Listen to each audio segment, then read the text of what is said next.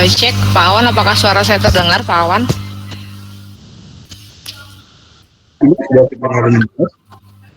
Oh iya Pak Awan, ini kan saya lagi di luar jangkauan ITERA. Rasanya saya nggak bisa masuk ini ya untuk hari ini, nggak bisa untuk masuk ke semua link yang ITERA. Jadi mau minta tolong Pak Awan untuk hari ini saja generate presensinya Pak Awan, punten.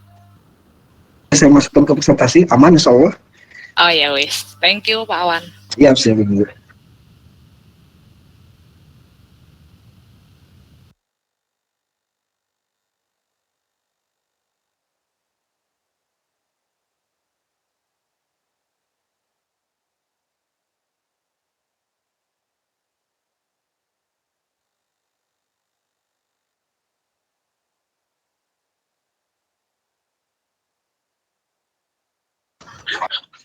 Ibu staycation di mana? Sambil ngopi Pak Awan, istirahat, belum sempat ke prodi lagi, nggak keburu. Siap, siap, siap, siap. Setelah ini cus, buka dulu kuliah Pak Awan, balik lagi ke kampus. Santai Ibu.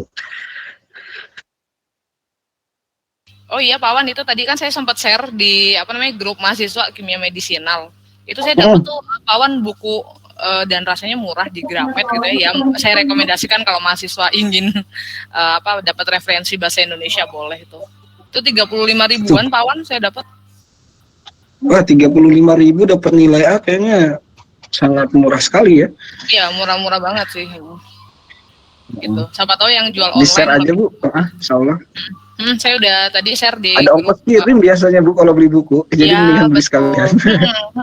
Betul. Itu saya kemarin nyari di Gramet kan, iseng aja deh coba cari kimia medisinal. Nah, itu rupanya materinya relate Pak Wan sama yang kita rencanakan untuk kuliah ini gitu. Jadi barangkali mahasiswa butuh untuk referensi lah, bisa.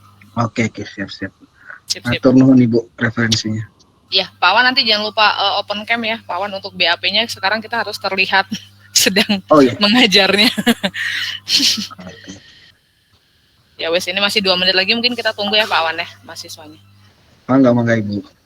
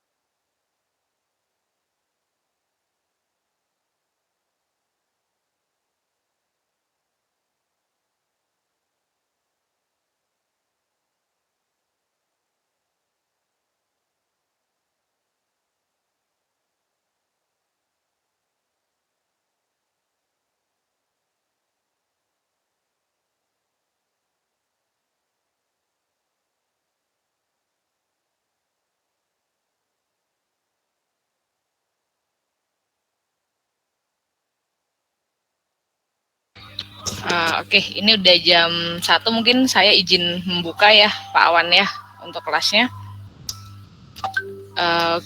Sebelumnya Assalamualaikum warahmatullahi wabarakatuh. Selamat siang semuanya. Waalaikumsalam warahmatullahi wabarakatuh. Selamat siang Bu.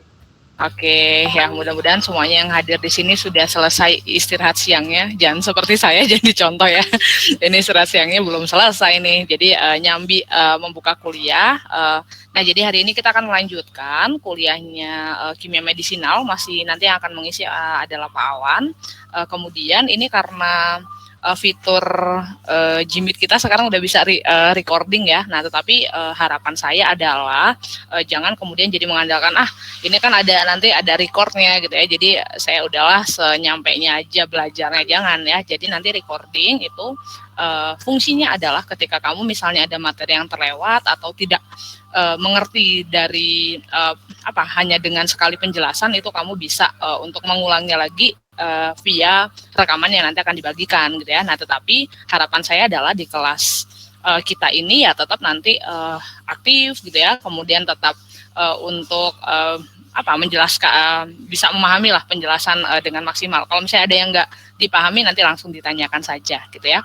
Nah mungkin untuk presensi karena saya tidak bisa untuk menjangkau segala sesuatu yang ada hubungannya dengan ITERA ya, karena di luar ITERA mungkin nanti Pak Awan yang akan membagikan kode barcode-nya, dan di sini kami tidak akan membagikan Google Form-nya nak. Jadi saya mungkin nanti akan mendata mahasiswa siapa saja yang hadir di perkuliahan, dan kemudian saya akan memasukkan secara manual, mungkin seperti itu. Mungkin untuk lebih lanjutnya saya serahkan kepada Pak Awan untuk mengisi perkuliahan siang hari ini. Mangga Pak Awan. Baik, suara saya sudah terdengar ya? Terdengar Pak. Atur nuhun Ibu Ayu atas pembukaannya. Kita akan lanjutkan perkuliahan pada kali ini. Izin Ibu Ayu untuk share screen.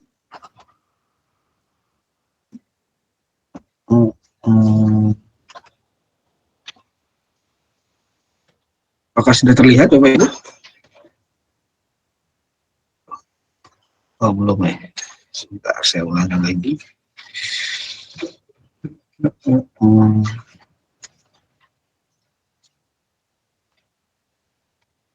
Oke, apakah sudah terlihat slide-nya? Sudah Pak Awan. Sudah Pak. Baik, saya buka saja ya.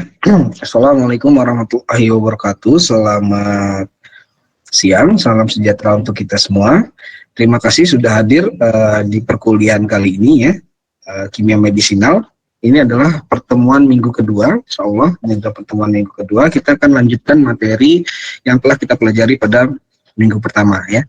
Pada minggu pertama kita telah mengenal ya apa saja sih kaidah-kaidah dalam kimia medisinal, kemudian ketentuan-ketentuannya seperti apa, kemudian apa sih kimia medisinal, cabang ilmu seperti apa yang akan kita pelajari dalam satu semester. Nah, pada pertemuan kali ini kita akan langsung masuk ke materi ya. Kita akan masuk ke materi lanjutan dari materi pendahuluan yang telah kita pelajari.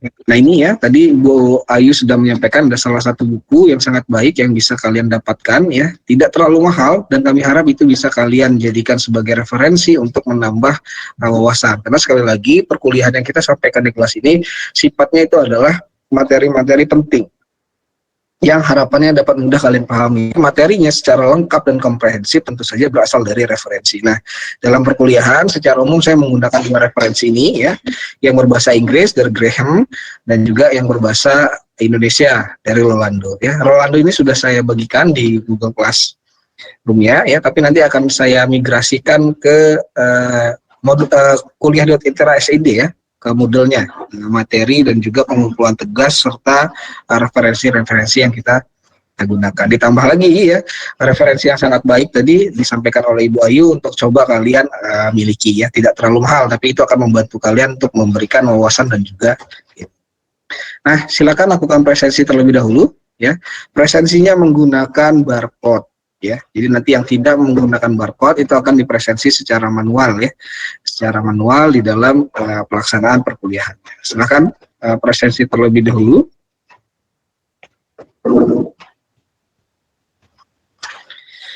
Kalau kalian masih ada kendala terkait dengan barcode ya, silahkan kalian untuk menghubungi TIK ya.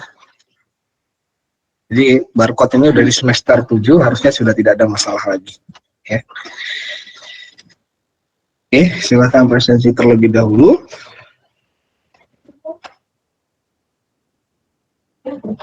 Oke, baik ya, saya anggap sudah.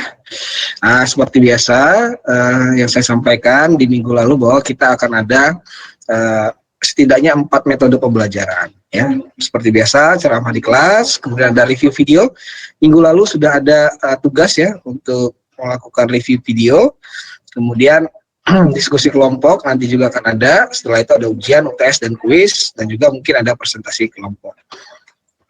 Oke, di pertemuan kali ini ya kita akan membahas terkait dengan reseptor. Kemarin kita sudah membahas tentang obat ya. Bagaimana obat dengan strukturnya sedemikian rupa ya, dengan berbagai manfaatnya itu khas. Struktur dengan kerangka yang berbeda, gugus fungsi yang berbeda itu akan memiliki aktivitas yang berbeda pula.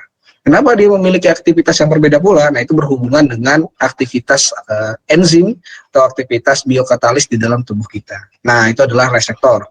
Ya, kemudian setelah kita memahami bagaimana reseptor, apa itu reseptor, kita akan coba mempelajari masuk ke dalam ikatan reseptor dan obat. Nah, mengapa sih obat dengan strukturnya yang khas itu mampu berinteraksi atau berikatan dengan reseptor sehingga akan memberikan efek, ya, yang disebut sebagai aksi biologis atau respon biologis. Setelah itu baru kita setelah memahami bagaimana obat dapat berinteraksi dengan reseptor yang tepat, kemudian akan kita lihat bagaimana obat itu mekanismenya dalam memberikan respon biologis atau efek biologis, ya. Jadi 3 ini yang akan coba kita pelajari pada kesempatan kali ini. Namun, seperti janji saya di minggu lalu, ya, ada tugas untuk mencari paper dan juga review terhadap video pembelajaran.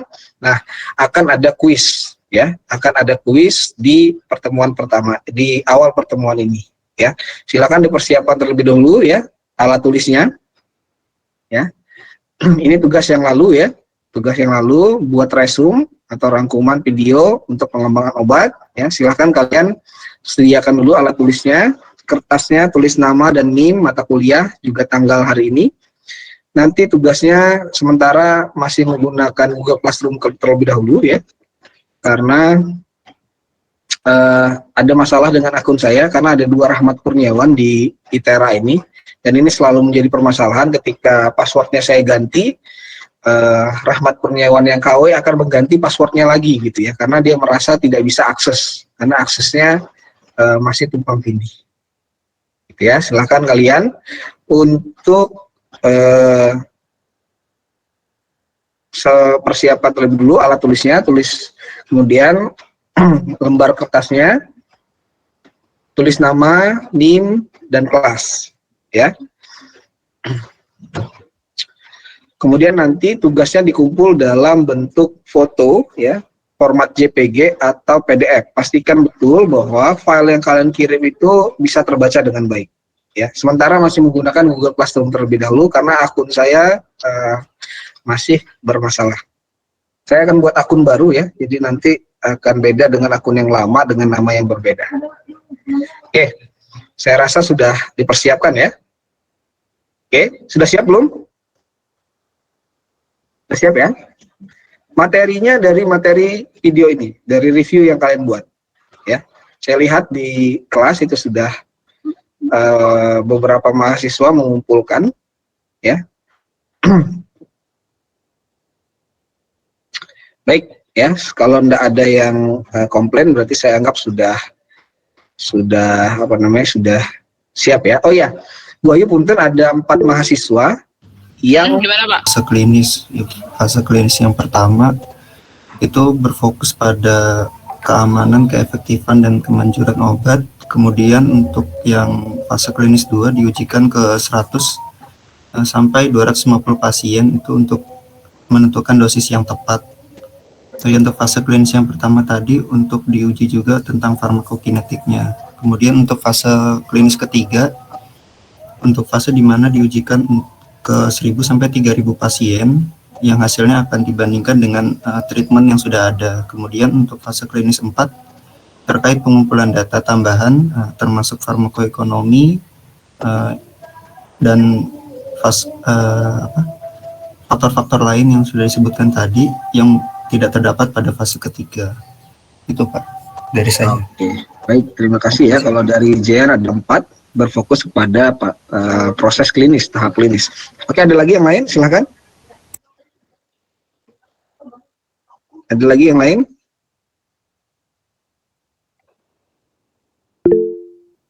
Ya, Wahyu Kartika. Wahyu Kartika NIM-nya, ya. NIM-nya ditambahkan di namanya, di rename. Ya, Wahyu Kartika, silakan. Baik, Pak, nanti saya tambahkan, Pak. Baik, Pak, izin menjawab. Kalau dari video yang kemarin di-share, itu untuk langkah-langkah pengembangan obat, itu yang pertama itu ada menemukan target terbaik untuk mengobati atau mencegah penyakit tersebut. Targetnya itu adalah protein dalam tubuh pasien yang terikat dengan penyakit. Terus yang kedua itu mengidentifikasi sasaran paling tepat untuk obat dalam pendekatan yang memungkinkan Novartis untuk lebih memahami mekanisme penyakit. Terus yang ketiga itu penentuan senyawa, kemudian kemudian memprediksi kinerja senyawa berdasarkan struktur kimianya. Terus yang keempat, pengujian praklinis dan uji klinis untuk melihat respon obat. Terus yang kelima itu memantau berkas pendaftaran yang mencakup data kemajuan dan keamanan obat, Pak. Terima kasih, Pak. Oke, baik ya, sudah dilengkapi. Jadi secara umum tahapan-tahapan pengembangan obat itu yang pertama itu adalah tahap desain obat. Ya, bisa cari target proteinnya, bisa cari senyawa-senyawa yang turunannya dan lain-lain. Itu namanya adalah tahap pengembangan, ya, tahap desain pertama.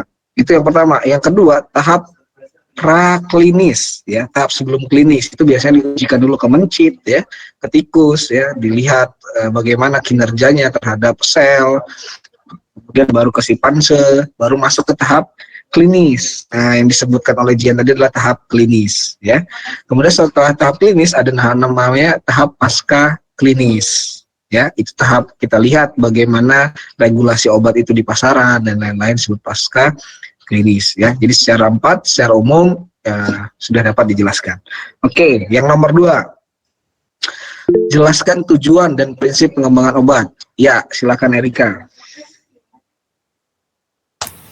Baik Pak, terima kasih. Yang nomor 2 itu tujuannya untuk membantu pasien mengatasi penyakit dan meningkatkan kualitas hidup mereka. Dan untuk prinsipnya itu obat didesain untuk secara inovatif, efektif, aman, dan tersedia dalam waktu yang sesingkat mungkin. Oke, baik ya, sudah tepat. Jadi tujuannya tentu saja untuk mengobati penyakit pasien agar dapat hidup dengan layak.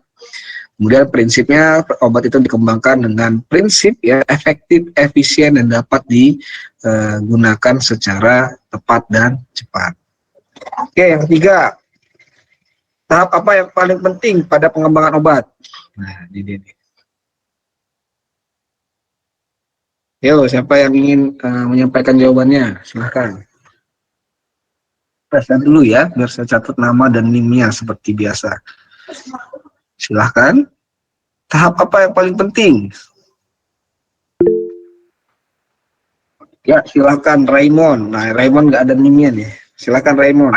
NIM-nya berapa? Ini NIM saya 65, Pak. Raymond nggak terdengar. NIM saya 65, Pak. Jadi mic-nya terdeteksi hidup tapi tidak ada suara yang keluar. Oke, sambil menunggu Raymond, silakan yang lain. Apa menurut kalian yang paling penting dalam pengembangan obat?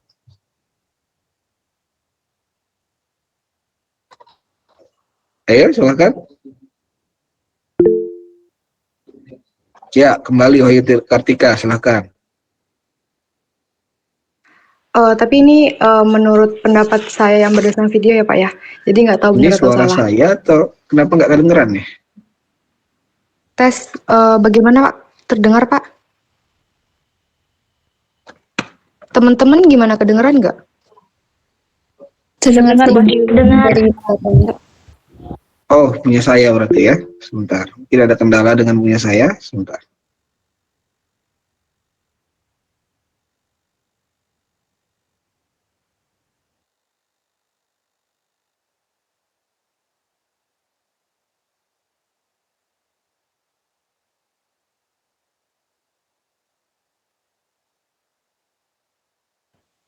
Oke, baik. Suara saya sudah terdengar kembali. Tolong coba berbicara. Terdengar Pak. Sudah terdengar suara kalian. Ya, tadi ada kendala di pengarah suara saya. Ya, silakan. Wahyu Kartika atau Raymond tadi, karena suaranya tidak terdengar. Mungkin Raymond dulu ya Pak, karena tadi Raymond sudah duluan. Ya, silakan Raymond. Baik, Pak. Terima kasih. Apakah suara saya sudah terdengar, Pak? Oke, sudah. Kalau menurut saya tahap yang paling penting itu, Pak, tahap uji praklinis dan uji klinis, Pak. Praklinis dan uji klinis. Kenapa? Karena di tahap praklinis itu kita melakukan percobaan pada kandidat apakah obatnya itu aman atau tidak untuk pasien. Sedangkan untuk tahap uji klinis itu dalam penelitian ini mereka merekrut sekitar 1.000 sampai 3.000 pasien untuk mengkonfirmasi keefektifan obatnya dan memantau efek samping dari obatnya, Pak. Terima kasih, Pak. Oke, jadi praklinis dan klinis ya. Oke. Ya, Wahyu Kartika, silakan. pendapatnya gimana? Raymond, mana nama kamu? Sebentar ya, Raymond. Oh, ini Raymond. Ya. Oke, silakan. Baik Pak, kalau dari saya mungkin jawaban saya berbeda Pak dengan Raymond. Kalau saya di tahap pasca klinis Pak, jadi di situ kan sudah obat itu sudah diuji, kemudian kan obat tersebut dipasarkan Pak. Nah di situ di pasca klinis itu kita itu memantau bagaimana keamanan dari obat tersebut Pak. Jadi kenapa di situ penting? Karena di situ kita melakukan pemantauan keamanannya Pak. Kalau nggak aman berarti nanti obat itu bisa ditarik seperti itu Pak. Oke, baik ya. Jadi tahapan-tahapan dari pengembangan obat itu semuanya penting ya. Tapi yang paling penting yang menjadi kontrol itu adalah tahap praklinis. Jadi banyak kandidat obat itu ya gagal di setiap tahap. Misalnya di tahap desain dia bagus, kemudian masuk ke tahap praklinis dia gagal ya memberikan bioaktivitas terhadap sel maupun mencit maupun simpan sel, maka dia akan kembali lagi ke tahap desain. Ya, kemudian sama masuk dia berhasil melewati tahap praklinis, dia masuk tahap klinis, tapi di tahap klinis dia gagal, dia kembali lagi turun ke tahap praklinis, dikembangkan lagi, diuji lagi, masuk tahap klinisnya. Di tahap klinis yang kedua dia berhasil ya, karena sudah disempurnakan, dia berhasil melewatinya, masuk ke tahap pasca klinis. Ternyata setelah diproduksi dan diedarkan masyarakat banyak efek samping dan kemudian bisa ditarik kembali. Jadi tahap yang paling penting dalam pengembangan obat itu adalah tahap dia kontrol sebelum kita supply ke masyarakat. Itu adalah tahap pasca klinis. Oke, baik sekali. Kemudian nomor 4. Nah, dari jawaban 1, 2, dan 3 harusnya kalian sudah nalar ya. Mengapa proses pengembangan obat membutuhkan waktu 14 sampai 17 tahun? Ya. Silakan. Sesti yang paling pertama 69. Ya, silakan Sesti. Kemudian setelah itu Dina. Sampaikan coba pendapatnya gimana jawabannya. Izin menjawab Pak, jadi jawaban saya itu untuk yang nomor 4 itu kenapa ada proses pengembangan obat membutuhkan 4 sampai 17 tahun. Itu agar obat dapat dipastikan gitu aman sesuai uji klinis dan dapat dikembangkan agar mencapai pasar. Di lain itu juga untuk mengetahui gitu efek samping dari obat tersebut dan sesuai target obat tersebut. Terima kasih Pak. Oke, baik. Terima kasih Sesti ya. Dina, silakan coba sampaikan pendapatnya melalui jawaban yang telah kamu buat. Baik, izin menjawab. Jadi kenapa membutuhkan waktu 14-17 tahun? Itu dikarenakan untuk memastikannya aman bagi pasien dan memiliki farmakokinetik yang diperlukan sifat-sifat seperti penyerapan dan metabolisme yang tepat oleh tubuh manusia. Eksperimen ini dilakukan dengan ketekunan luar biasa untuk meminimalkan risiko apapun terhadap subjek uji manusia. Nah, ujinya itu kita lakukan pada hewan yaitu seperti mencit gitu Pak. Terima kasih, Pak. Oke, baik ya. Secara umum sudah benar keduanya. Jadi intinya apa? Kenapa obat itu dikembangkan sangat lama? Karena harus dipastikan berbagai aspek, dosisnya, ya, kemudian mekanisme obatnya, efek sampingnya, efektivitasnya, afiksasinya, fiksasinya, ya, banyak sekali aspek yang harus ditentukan terlebih dahulu sebelum obat itu betul-betul bisa dipasarkan ke masyarakat. Itulah obat itu mengapa obat yang kita gunakan sekarang itu adalah hasil penelitian ya di tahun 90-an. Jadi obat-obat paten yang digunakan sekarang ini itu adalah sekitar 20 tahun yang lalu ya riset awalnya. Itulah sebabnya mengapa obat itu sangat mahal. Ada obat generik dan obat paten. Obat paten itu adalah obat yang masih kita bayar ya patennya. Sedangkan obat generik yang obat yang sudah hilangkan patennya, sudah diberikan saja sama pengembangnya, jadi tidak perlu membayar biaya paten lagi. Karena itu tadi biaya yang digunakan untuk pengembangan obat itu sangat besar. Bayangkan 14 tahun ya, biaya yang dikeluarkan untuk 14 tahun riset itu sebanyak apa gitu ya. Jadi memang COVID ini luar biasa, vaksin bisa tersedia dalam waktu 1 tahun, luar biasa. Kita tinggal tunggu saja nanti efek sampingnya apa. Oke, yang nomor 5 ini studi kasus ya. Menurut kalian, THCL itu termasuk dalam obat jenis apa? Ya, Ilham. 54 ya. Baik Pak, sebelumnya izin menjawab Pak. Untuk THCL itu termasuk golongan obat antikolinergik Pak, atau yang bisa disebut itu muscarinic. Nah, itu tuh obat yang termasuk dari penggunaan obat pasca operasi yang digunakan untuk mengatasi gejala Parkinson atau ekstrapiramidal atau yang biasanya berkaitan dengan otot atau gejala tentang gerak tubuh yang tidak terkendali Pak dari pasca operasi. Seperti itu Pak. Oke, ini adalah salah satu obat yang digunakan untuk pasca operasi, betul sekali. Nah, obat ini tersedia dalam bentuk cair atau injeksi dan juga tablet untuk oral, ya. Nah, kalau misalnya obat memiliki dua jenis spesifikasi seperti ini, dia termasuk golongan jenis apa? Obat jenis apa? Ya, ada yang punya pendapat? Jawaban lain?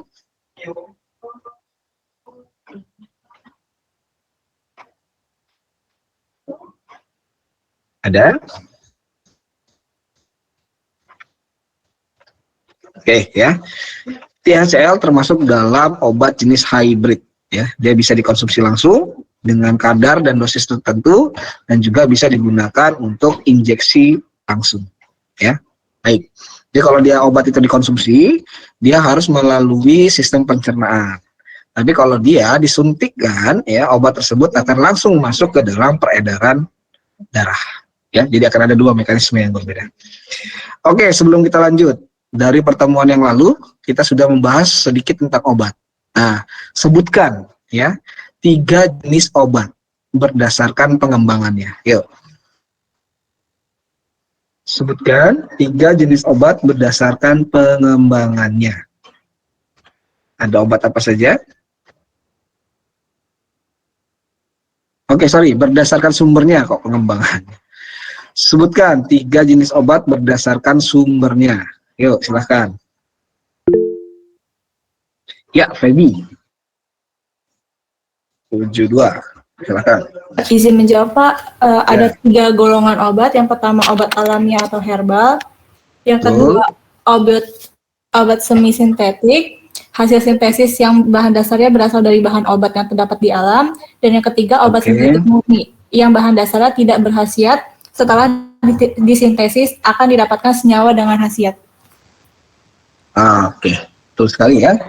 Itu yang telah kita pelajari lebih lalu. Berdasarkan sumbernya, obat diklasifikasikan berdasarkan 3 kategori. Pertama adalah obat alamiah, ya. Kemarin kita sudah lihat obat alamiah itu ada apa saja, ya. Nih, obat alamiah yang pertama itu adalah obat yang berasal dari tanaman, hewan, juga dari mineral. Apa saja sih obat-obatan yang berasal dari tanaman? Contohnya adalah quinin dan atropin. Quinin ini obat malaria ya. Kemudian yang dapat dari hewan itu minyak ikan kod, ya, berbagai jenis hormon seperti feromon ya. Feromon itu kita dapatkan dari lebah, ya, dari serangga. Kemudian dari mineral, contohnya adalah bererang, ya, surpul, kalium, bromida dan lain-lain. Ini contoh ya, kemarin sudah kita bahas. Minyak ikan kod, ini adalah DHA. Ini membantu tumbuh kembang otak ya, terutama untuk anak-anak. Dan juga kalau misalnya kalian punya saudara yang punya penyakit, yang sudah lansia, punya penyakit pikun, biasanya dikasih DHA ini ya. DHA terus CL belakangnya. DHA CL dalam bentuk garam. Ya. Kemudian obat semi sintetik, di mana obat ini sebagian prekursornya itu berasal dari alam. Kemudian dilakukan sintesis, biasanya interkonversi gugus fungsi, sehingga didapatkan suatu struktur baru yang memiliki khasiat sebagai obat. Nah, yang ketiga adalah obat sintetik murni. Ya, sebagian besar, hampir 63% ya, tapi data tahun 2020 ya, karena kalau udah di-update dengan obat-obatan yang ada mungkin lebih ya. 60-an% ya, obat-obatan itu yang dipasarkan sekarang ini merupakan hasil karya dari teman-teman dari teknik kimia ya, nah, terutama bidang industri farmaceutical ya. Jadi mereka melakukan produksi terkait dengan obat di skala industri. Jadi pembagian tugasnya jelas. Ahli kimia itu mencari ya, kimia organik bahan alam biasanya mencari obat-obatan yang berkhasiat atau yang disebut dalam tingkat molekul sebagai suatu struktur yang bersifat bioaktif ya. dia memiliki aktivitas terhadap bakteri, jamur, maka kita akan kembangkan menjadi obat antibiotik. Kemudian misalnya dia memiliki aktivitas terhadap sel, kita bisa kembangkan menjadi obat anti kanker dan lain-lain seperti itu ya. Itu biasanya orang-orang dari kimia organik bahan alami. Ditentukan strukturnya, diketahui gugus fungsinya ya, diketahui dengan pasti strukturnya, itu adalah tugas kita orang-orang kimia ya. Setelah itu baru kita oper ke mahasiswa atau kita oper ke bidang farmasi ya, mereka yang akan menentukan riset terkait dengan dosisnya ya, diuji ke mencit ya, tikus, diuji ke kelinci, baru diuji ke kera, kemudian diuji ke simpanse ya. Setelah simpanse baru bisa diuji ke manusia, masuk tahap klinis ya, dan lain-lain seperti itu. Nah, kemudian setelah tahap praklinis obat tersebut sudah oke, maka dilakukanlah ya produksi massal yang dibuat oleh teman-teman dari teknik kimia secara industri ya. Jadi jelas ya. Jadi kita ini adalah ujung tombak ya, karena kita belajar kimia analitik ya, bagaimana kita menganalisis struktur, kita tentukan strukturnya, kita belajar biokimia, kita paham ya sistem asam aminonya ya, sistem mekanismenya, kita belajar kimia organik, mampu memahami ya struktur-struktur, gugus fungsi dan peranannya sebagai obat serta mekanisme kerja obat seperti apa. Kira-kira seperti itu. Organik juga banyak juga obat-obatan yang berbasis kepada mineral-mineral anorganik. Ya, begitu juga dengan kimia fisik. Biasanya tahap praklinis itu selalu disupport dengan metode komputasi. Ya, jadi sangat penting juga kita belajar kimia fisik, teori-teori kimia fisik, sehingga nanti di tahap praklinis itu bisa kita modulasi secara computerized sebelum kita masuk ke manusia pada tahap klinis. Nah, ini contoh obat sintetik murni, klorotiazid ya. Ini kita bisa sintesis dari klorobenzen. Ya, ini klorobenzen yang saya lingkar ini, klorobenzen. Kemudian pada posisi ortonya kita substitusikan suatu tio ya. Gugus tioamina di sini. Kemudian pada posisi paranya juga kita substitusikan gugus tioamina. Pada posisi meta kita kasih gugus metilamin ya. Metilamin, nanti kemudian amina dengan gugus metil dari metilamin itu akan membentuk siklik ya, maka dihasilkan klorotiazid. Nah, yang merancang sintesis ini adalah orang-orang kimia organik sintesis ya, melalui pendekatan retrosintesis. Jadi nanti dipotong di sini, diskoneksi di sini menghasilkan tio, diskoneksi di sini menghasilkan metilamin, diskoneksi di sini menghasilkan tioamin ya. Kemudian prekursor utamanya ekivalen dengan klorobenzen. Kemudian nanti kita sintesis, kita rangkai lagi satu persatu ya, sehingga kita dapatkan suatu senyawa. Nah, metode sintesis tersebut ya kita berikan ya kepada mahasiswa-mahasiswa dari teknik kimia ya, teman-teman dari teknik kimia nanti yang akan mengimplementasikan reaksi yang kita buat tersebut ke skala industri. Jadi tahapannya jelas ya. Makanya kita itu mahasiswa kimia itu dianggap sebagai ujung tombak obat di dunia. Karena kalau misalnya orang-orang di bidang kimia itu berhenti melakukan eksplorasi terhadap obat-obatan, maka suplai obat-obatan terbarukan di masa yang akan datang itu akan hilang ya. Maka itulah mahasiswa kimia jurusan sains itu di seluruh dunia itu memang sangat dibutuhkan, terutama yang berkaitan dengan obat-obatan ya. Tapi memang yang berkaitan dengan material juga penting ya, yang berkaitan dengan desain, simulasi dan juga penting. Tapi kita punya khususan tersendiri di bidang ini, terutama mahasiswa kimia organik dan biokimia ya. Itu punya hubungan sinergis yang sangat erat. Itu terkait dengan obat. Nah, baru kita masuk sekarang ya ke reseptor. Nah, nih tadi kan kita sudah berbicara tentang obat ya. Obat itu kan ada gugus fungsinya. Nah, gugus fungsi itulah yang nanti akan berinteraksi dengan suatu yang disebut sebagai reseptor. Ya, reseptor itu apa? Ya, reseptor itu adalah suatu ya protein yang bekerja seperti enzim. Nah, dia itu seperti penangkap, reseptor itu penangkap. Jadi obat itu nanti akan ditangkap oleh reseptor, ya. Reseptor itu adalah bagian dari sel, sehingga efek penangkapan obat terhadap reseptor tersebut akan memberikan respon terhadap sel. Nah, respon terhadap sel itulah yang disebut sebagai respon biologis. Nah, penelitian tentang reseptor ini sudah jauh ya, sudah jauh dijalankan ya. 1878 itu sudah ada penelitian dari Langley yang dia meneliti efek antagonis dari alkaloid entropin dan pilokarpin terhadap jumlah sekresi saliva kucing. Jadi kucing itu kalau yang lagi sakit demam, mereka itu akan memproduksi liur secara berlebihan. Jadi kalau misalnya kalian lihat ya, kucing itu mulutnya basah karena liurnya sendiri ya, itu sebabkan mereka sedang demam.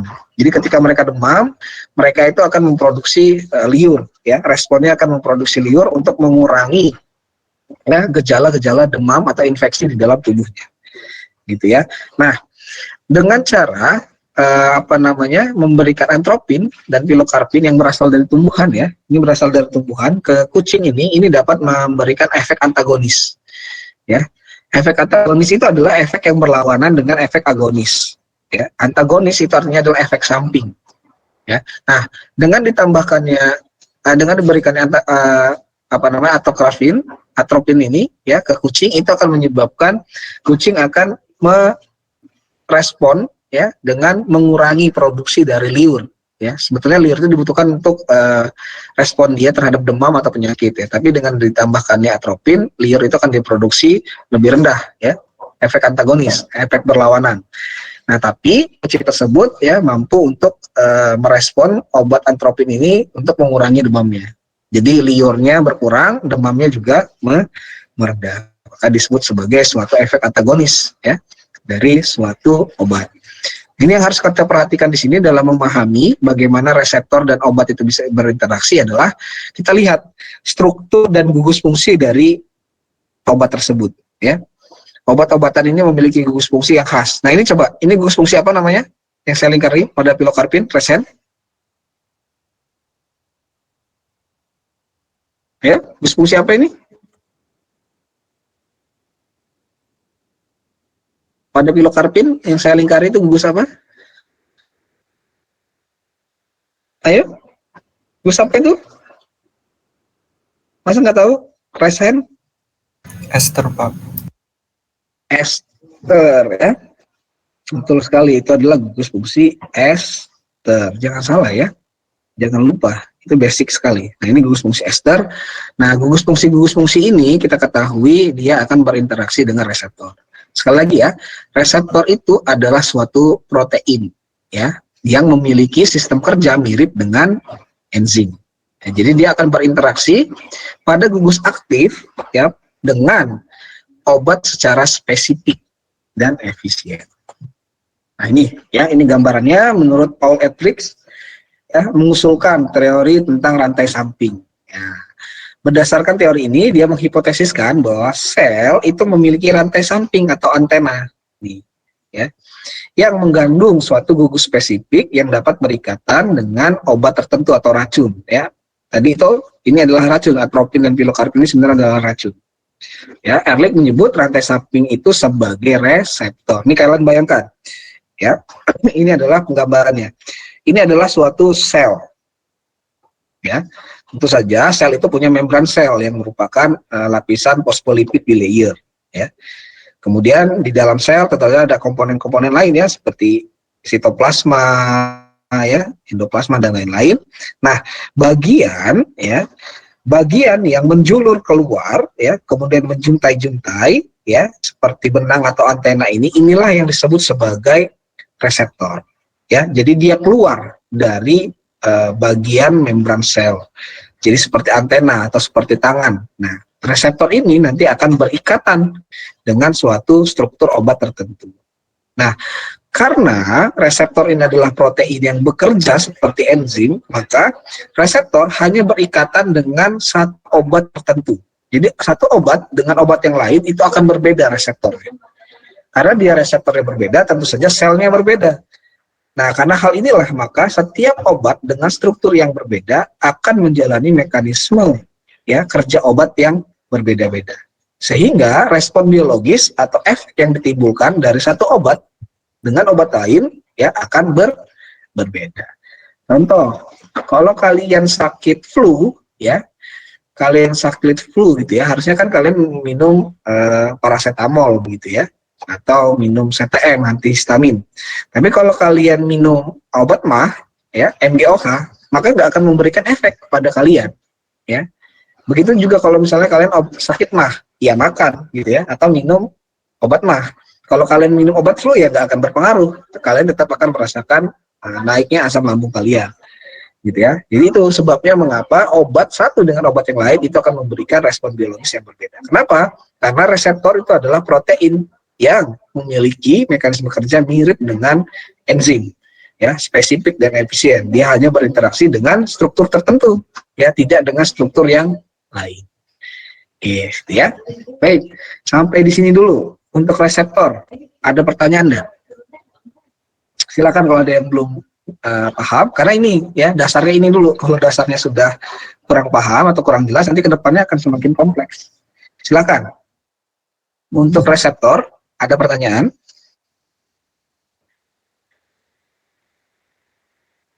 Cukup ya. Kalau tidak ada, saya anggap sudah paham. Ya, ini lanjut. Nah ini ya, reseptor itu adalah molekul protein yang dapat menerima sinyal kimia dari luar sel. Nah, ya misalnya kalian sakit flu. Sakit flu itu sebenarnya sel apa sih? Ya, yang bermasalah, sel apa sih yang lagi mengalami gangguan? Nah, kemudian ada reseptor di dalam sel tersebut. Nah, reseptor tersebut hanya akan berikatan dengan suatu molekul yang memang memiliki khasiat untuk memberikan respon biologis terhadap sel yang sedang bermasalah tadi. Ya, secara umum reseptor merupakan suatu protein integral. Artinya dia adalah suatu makromolekul ya, polipeptida yang menempel pada membran sel atau fosfolipid bilayer. Ya, jadi reseptor itu memiliki sifat dan mekanisme aksi ya bergantung kepada jenis dari fosfolipidnya. Nah ini secara umum ada 4 ya, ada 4 reseptor ya dalam hal memberikan agonis. Agonis ini sekali lagi saya ulangi, agonis ini adalah respon biologis yang diinginkan. Antagonis adalah efek samping atau respon biologis yang tidak diinginkan. Ya, jadi ciri agonis suatu obat tertentu itu dapat membentuk agonis dengan suatu reseptor ketika ya reseptor itu merupakan suatu jenis protein transport. Nah, ada yang disebut sebagai protein transport ya, transport aktif dan transport pasif. Nah, agonis atau struktur dari obat itu akan berinteraksi dengan protein reseptor itu melalui mekanisme transport pada protein transport ya, sehingga nanti akan menghasilkan suatu aktivasi dari sel tersebut ya, memberikan sel tersebut rangsangan untuk membuat suatu respon biologis. Kemudian yang kedua ya itu melalui G protein ya, atau protein yang bisa membuka dan menutup ya pada bagian untaiannya itu bisa juga. Kemudian melalui fosforilasi ya, melalui fosforilasi dari suatu protein untaian ya, untaian protein reseptor, dan bisa juga si obat itu membentuk agonis dengan reseptor dengan langsung masuk ya, dengan langsung masuk ke dalam sel melalui suatu mekanisme transport tertentu ya, kemudian nanti baru membentuk baru membentuk interaksi dengan reseptor di dalam sel. Jadi ada 4 jenis ya, 4 jenis mekanisme reseptor, bisa dari luar ya, bisa masuk ke dalam, atau melalui beberapa protein seperti protein transport dan protein G ini. Itu terkait dengan reseptor. Nah, kita sudah tahu ya, obat itu punya gugus fungsi, punya struktur yang khas. Kemudian reseptor itu adalah suatu protein yang bekerja seperti enzim ya. Nah, ketika obat dan reseptor berinteraksi baru terjadi respon biologis yang disebut sebagai agonis ya. Jadi obat yang mampu mengaktifkan reseptor kemudian berikatan ya, itu disebut agonis ya. Nah, agonis ini yang kemudian memberikan respon biologis. Nah, sebagian besar agonis itu berinteraksi atau berikatan melalui ikatan ion, hidrogen sama van der Waals ya. Ada juga interaksi ikatan kovalen tapi tidak diinginkan. Kita ketahui bahwa ikatan kovalen dibandingkan dengan ikatan ion, hidrogen dan van der Waals, itu yang mana yang lebih kuat ikatannya? Yuk, berdasarkan ikatan kimia. Ikatan kovalen, ionik, hidrogen, van der Waals, mana yang ikatannya paling kuat? Hidrogen, Pak. No, ikatan paling kuat itu adalah ikatan kovalen. Ikatan kovalen itu jauh lebih susah diputuskan daripada ikatan ionik. Karena hal inilah, ya, maka obat-obatan itu jarang sekali dirancang, ya, dengan interaksi antara obat dan reseptor secara kovalen. Kenapa? Karena kalau dia ikatan kovalen, maka ikatan obat dengan reseptor tersebut akan semakin kuat. Maka efeknya akan semakin lama dirasakan. Kadang-kadang kita udah sembuh tapi efek obatnya masih ada. Nah, ini yang tidak diharapkan.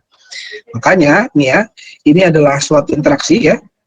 Nah, interaksi yang memungkinkan antara suatu protein dan protein itu mirip antara interaksi antara obat dan reseptor. Ya. Nah, ikatan-ikatan di atas, ionik, hidrogen, van der Waals itu bersifat reversible, jadi bolak-balik. Bisa berikatan, bisa lepas, bisa berikatan, bisa lepas. Sedangkan ikatan kovalen itu bersifat irreversible, jadi dia nggak bisa balik, soalnya diputuskan.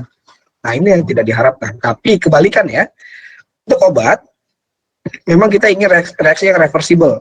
Jadi obat tersebut berinteraksi dengan reseptor selama waktu tertentu yang kita inginkan, kemudian lepas, ya, sehingga tidak memberikan efek yang terus-terusan atau tidak memberikan efek ketergantungan.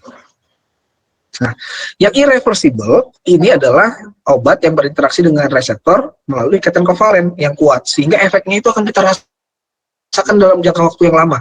Bahkan dalam kondisi yang ekstrim kita sudah sembuh, ya efek obatnya masih terasa. Nah, ini yang tidak diharapkan. Tapi, ya, obat-obatan yang bersifat kovalen ini disenangi oleh penyalahguna narkoba. Ya.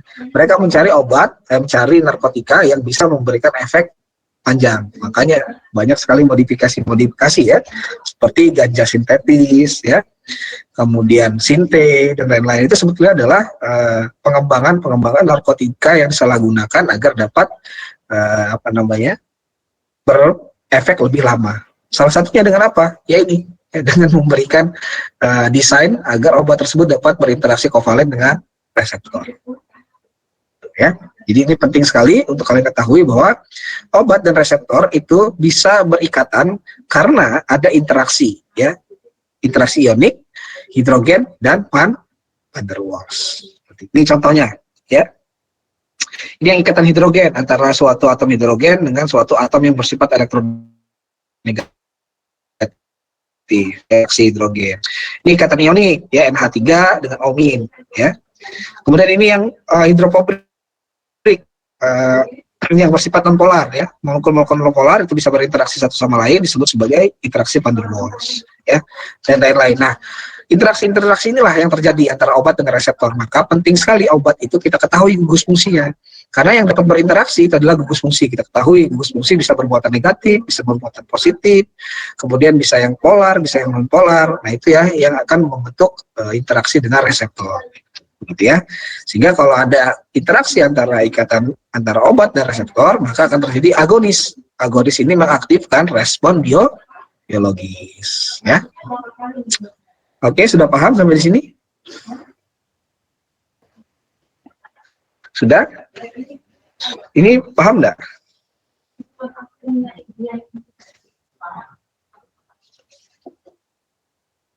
Paham, Pak. Paham, ya? Kalau sudah paham maka akan saya lanjutkan. Nah, saya sampaikan tadi bahwa reseptor itu adalah protein, ya. Protein tentu saja adalah polimer dari asam amino. Asam amino itu memiliki gugus samping. Nah, ini harus kalian ingat-ingat, ya, glisin gugus sampingnya H, ya. Ada yang non-polar, ada gugus samping yang polar, ada yang aromatik, ada yang bermuatan positif, ada yang bermuatan negatif. Nah, gugus samping inilah yang nanti akan berinteraksi dengan obat. Ya, karena kita tahu reseptor adalah protein. Nah, karena dia berinteraksi dengan obat nanti, tentu saja masing-masing struktur obat dengan gugus fungsi dan struktur yang khas itu akan berinteraksi pada sisi aktif yang berbeda-beda dan juga pada reseptor yang berbeda-beda. Itulah sebabnya kalau kalian sakit mah, minum obat flu, ya, mahnya nggak sembuh. Tapi kalau kalian sakit mah, minum obat mah, ya, maka akan memberikan respon biologis. Asam lambung yang tadinya naik, diturunkan. Gitu. Oke, bisa dipahami sampai di sini? Oke, silakan Ilham. Maaf Pak, Ilham mau tanya mungkin agak jauh gitu ya Pak. Nah sebenarnya kan respon respon obat terhadap tubuh kita Pak, reseptor bekerja itu tuh sebenarnya selama dalam metabolisme itu dari mulut turun ke itu sudah melalui proses atau di lambung dulu baru masuk proses dengan reseptor ya Pak? Oke, jadi ini akan kita bahas di proses ADME nanti ya namanya.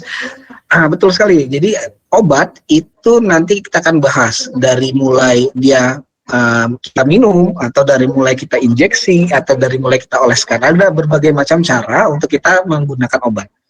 Ya, tentu saja ketika obat itu kita konsumsi secara oral, ya seperti yang Ilham sampaikan tadi, maka setelah kita minum itu akan masuk ke dalam lambung.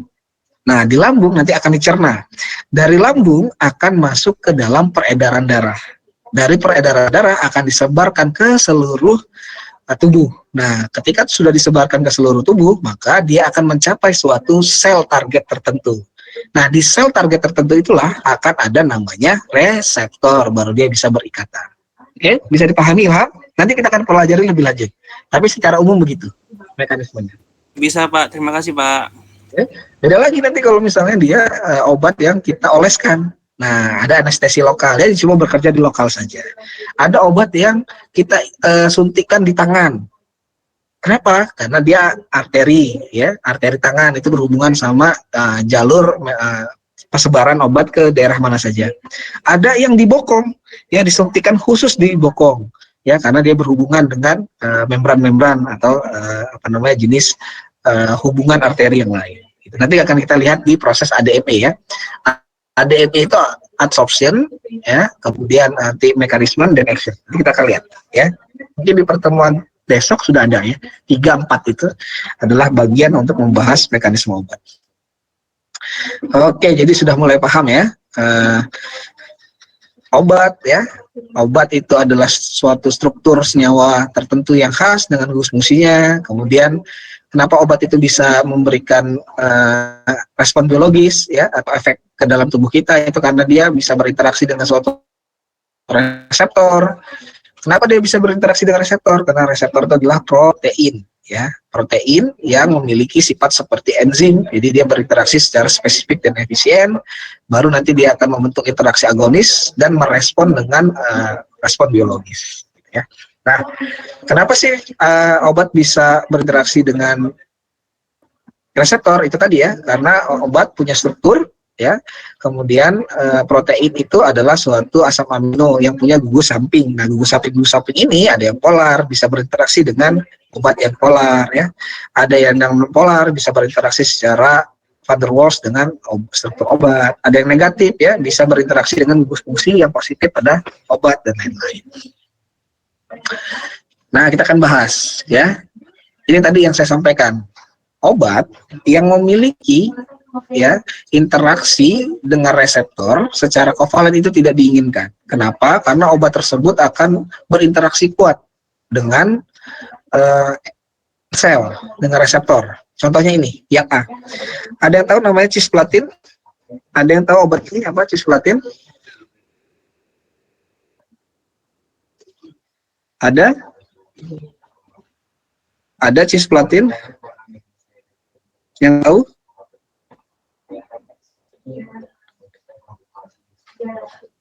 Ada yang tahu cisplatin ini obat apa?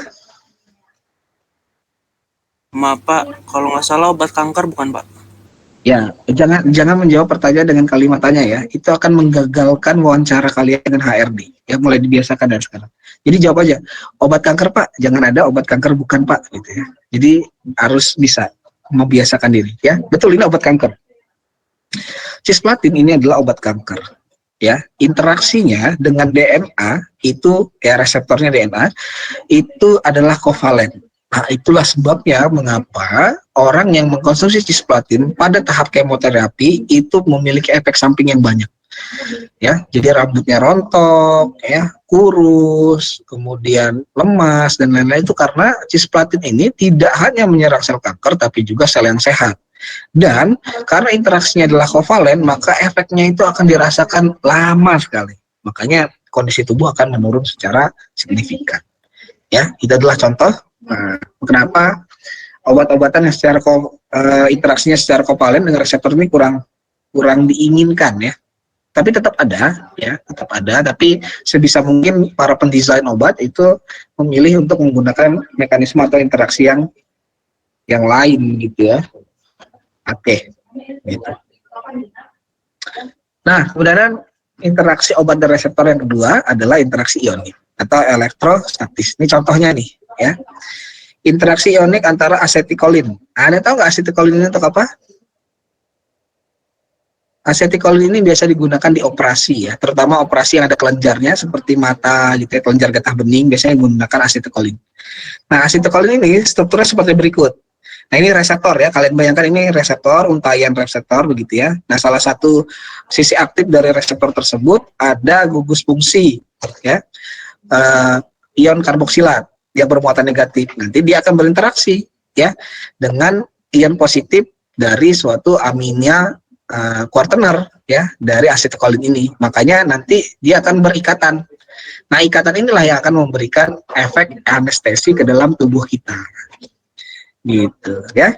Paham sampai di sini mengapa obat itu bisa berikatan dengan reseptor? Ya. Saya anggap paham ya. Pak, gugus fungsi reseptor itu dari mana? Itu tadi ya, dari asam amino. Karena kan reseptor itu adalah protein atau asam amino. Ya, interaksi ini yang akan memberikan respon biologis. Respon biologisnya apa? Asetikolin ini anestesi. Ya, anestesi itu apa? Yaitu penurunan fungsi saraf. Jadi kalian kalau dibacok juga nggak akan merasa sakit. Ya. Setelah anestesinya hilang, karena ini ionik ya, jadi reversible bisa putus lagi.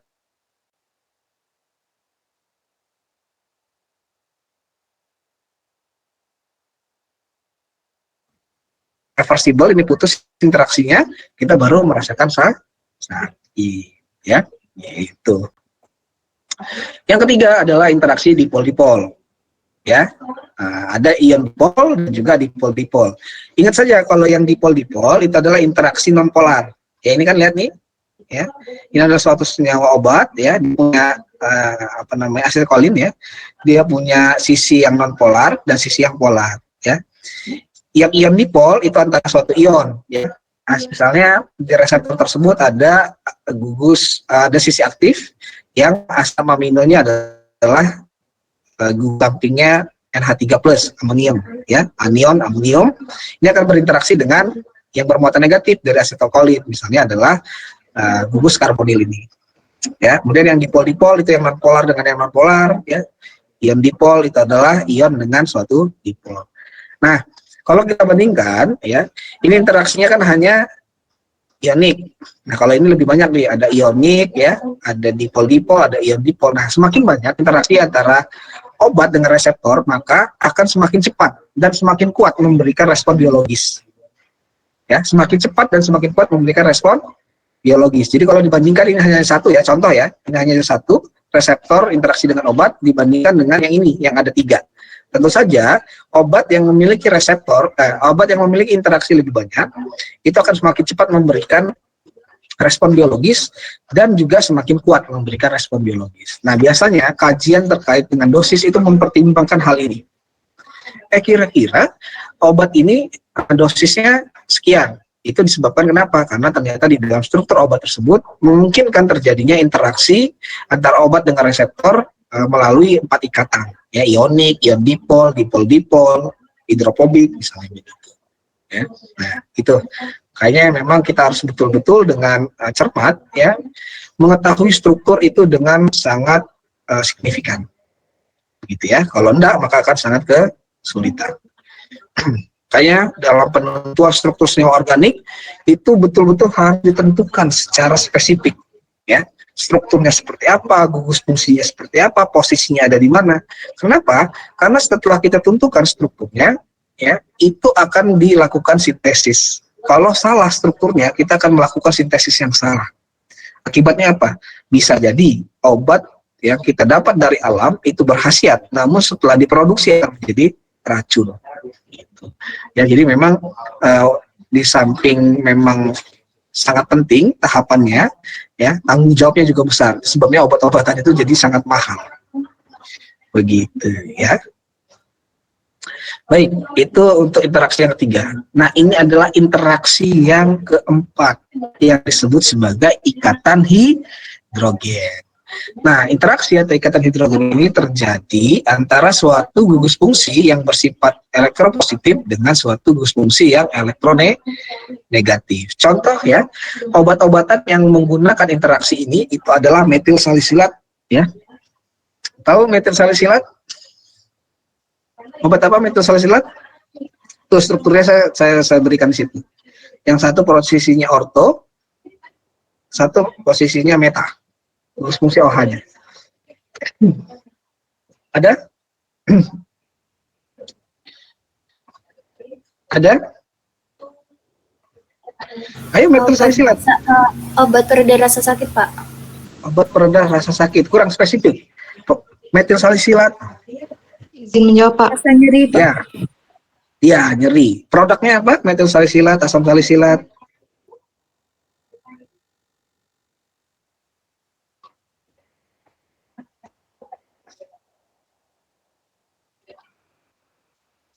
Ya, metil salisilat ini obat urut ya, GPU, balpirik, balsem, caplang, apalagi ya, geliga. Nah, itu metil salisilat ya. Jadi metil salisilat ini adalah ikatan hidrogen. Jadi dia dioleskan ke kulit, ya interaksinya adalah interaksi hidrogen, sehingga rasa panas yang kita rasakan dari metil salisilat atau pereda nyeri ini hanya berlangsung pada waktu yang relatif cepat, namun hilang juga dalam waktu yang cepat karena interaksinya adalah interaksi hidrogen. Ya, bisa dipahami seperti itu. Bisa, Pak. Nah, jadi ini metil salisilat ya, jadi menghilangkan sakit pada otot ya, juga berkhasiat untuk antiseptik. Nah, ada ini ya, ada hal lucu ya yang dilakukan oleh rekan saya dulu ketika sekolah ya, ketika S2 itu. Jadi dia beranggapan bahwa metil salisilat ini memiliki aktivitas sebagai antibakteri. Ya betul ya, dan juga anti jamur, betul. Sehingga dia mencuci tangan dengan menggunakan balsam otot geliga ya, tapi dia nggak sadar bahwa ikatannya adalah ikatan hidrogen, sehingga aktivitasnya atau efek sampingnya atau efek biologisnya itu akan dirasakan dalam waktu yang tertentu. Jadi setelah dia menggunakan balsam tersebut dengan maksud untuk membersihkan tangannya dari mikroorganisme, dia mengoleskannya ke mukanya ya yang sedang berkeringat. Nah, itu menyebabkan mukanya merah sekali seperti udang ya, terbakar dan merasakan rasa panas. Jadi ya, walaupun dia memiliki aktivitas sebagai anti mikroorganisme, tapi tetap sebetulnya dia adalah suatu ya merupakan suatu analgesik ya, analgesik lokal. Begitu ya. Nah, yang kelima itu adalah kompleks transfer muatan. Ya, jadi kita ketahui ada beberapa reseptor yang gugus aktifnya itu terdiri dari asam amino yang memiliki gugus aromatik. Nah, jadi interaksinya agak beda ya, interaksinya akan ada beda antara obat dan reseptor itu. Ya, interaksinya itu adalah lebih kepada transfer muatan. Ini kita lihat ya, ada serin, ya, treonin, sistein. Ini adalah gugus fungsi pada asam amino yang bersifat polar. Jadi gugus-gugus pada reseptor juga berperan sebagai donor elektron. Ya. Contohnya apa? Contohnya cincin aromatis ya pada tirosin, gugus karboksilat pada aspartat. Sedangkan gugus yang berperan sebagai aseptor itu adalah elektron. Ya, contohnya adalah sistein. Nah, ada juga gugus yang berperan sebagai donor dan aseptor elektron. Keduanya bisa dijalani perannya sama baiknya ya sebagai donor dan juga aseptor. Apa saja asam amino yang memiliki gugus fungsi tersebut, yaitu histidin, tryptophan, dan asparagin, gitu ya. Ini yang contoh interaksi kelima. Jadi interaksi transfer muatan, contohnya obat anti malaria ya, kloroquine. Ini kloroquine dengan DNA dari parasit. Ya. Jadi malaria itu adalah parasit ya, yang ada di dalam tubuh kita. Nah, dia akan hidup di antara celah-celah ya antara mitokondria dengan membran sel. Jadi di celah itu ya, di ruangan itu dia akan hidup parasitnya ya, jalan-jalan dia. Kadang-kadang dia keluar dari sel terus menginfeksi sel lain. Nah, kalau kloroquine ini strukturnya itu dia akan berinteraksi dengan reseptor pada DNA parasit. melalui transfer elektron, transfer muatan. Ya, jadi nanti ini kloroquine transfer muatan dengan reseptor yang ada di DNA parasit, ya, protein yang ada di DNA parasit, kemudian nanti dia akan menyebabkan parasit tersebut mati. Ya, karena kenapa? Karena dia akan merusak membran sel dari parasit tersebut. Sehingga parasit itu nanti kulitnya atau membran sel dari parasit itu akan terpecah. Gitu. Ini ada papernya nih. Jadi kalau kalian mau baca bisa, saya punya papernya. Ya, menarik sekali. Anti malaria ini di Indonesia itu Ibu Lia Dewi ya. Lia Dewi Juliawati, calon profesor dari kimia organik bahan alam ITB. Kalau nanti S2 mau mendalami organik dan biokimia bisa gabung ke grup penelitian malaria ya. Ikatan antara obat dan reseptor yang keenam ya melalui interaksi hidrofobik. Nah, bila ada dua buah gugus nonpolar nih ya, ini nonpolar ya, yang biasanya rantai alifatik atau benzen itu yang nggak ada gugus fungsinya adalah suatu hidrofobik. Ya, itu juga bisa berinteraksi dengan reseptor yang memiliki rantai samping dari asam amino pada sisi aktifnya yang bersifat hidrofobik juga. Ya, contohnya adalah butamen. Saya lupa ya, butamen ini obat apa ya? Sebentar ya, saya cek dulu. Butamen. Saya pernah pelajari papernya tapi lupa ya. Oh, butamen malah ramen. Sebentar. Butamen, sorry.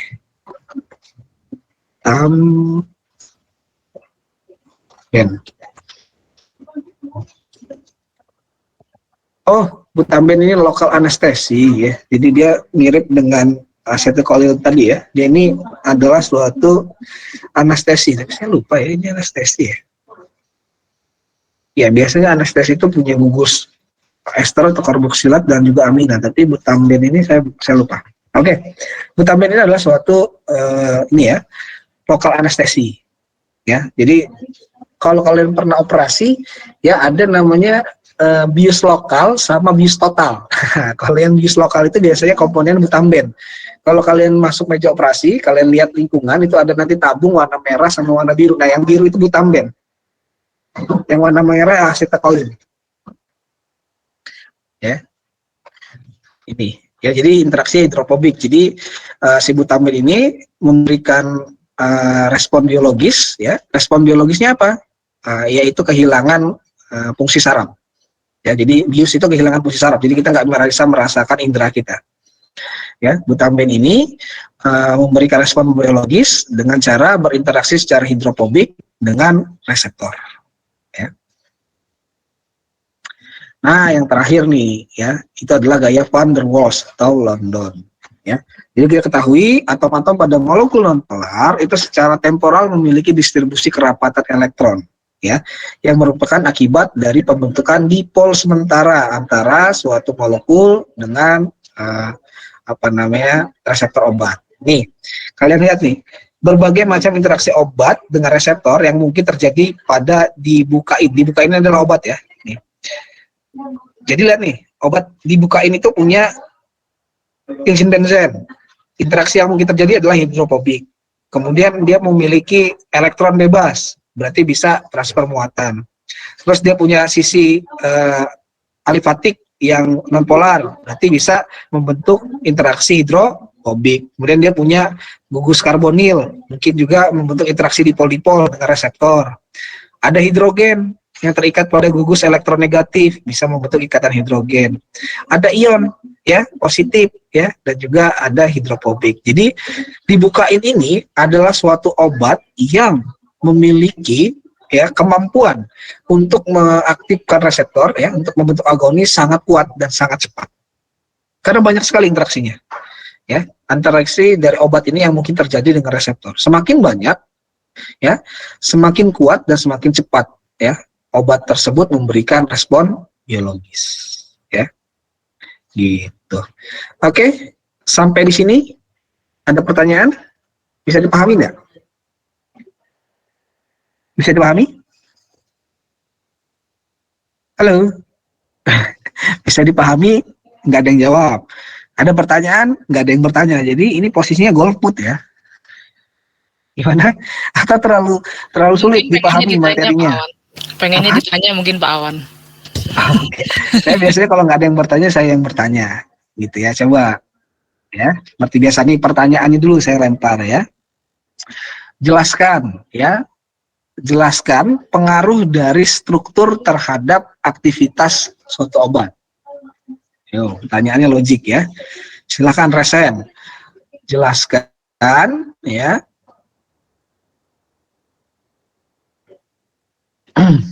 Sebentar. Aduh, mau batuk nggak jadi.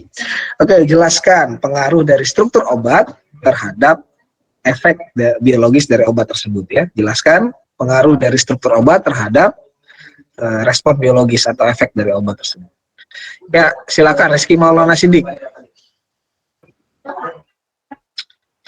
Rizky Maulana Siddiq hadir? Hadir, Pak. Nah, coba jelaskan ya pengaruh dari struktur obat terhadap efek dari obat tersebut.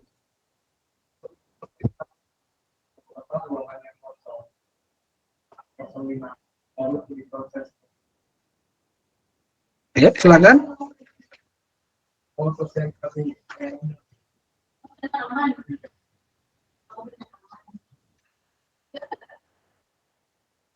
Ini kalau menyimak sebenarnya udah bisa jawab nih pertanyaan Pak Awan nih. Rio, gimana nih Rizky Maulana Siddiq? Coba nyalakan kameranya, sedang ada di mana kamu, berbuat apa? Semalam dengan siapa? Hah? Wow, banyak live nih. Klasik ya. Tinggal dibatalkan aja presensinya Pak kalau live.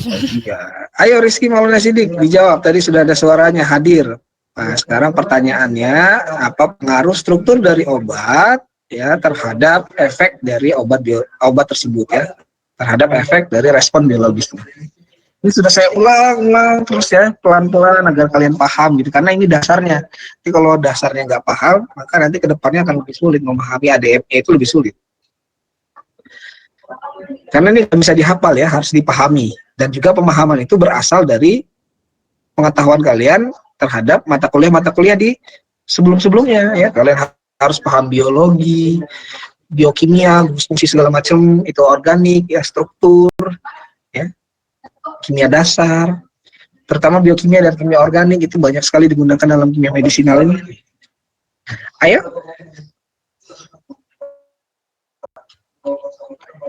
Oke, saya tunjuk yang lain. Nadia Karima.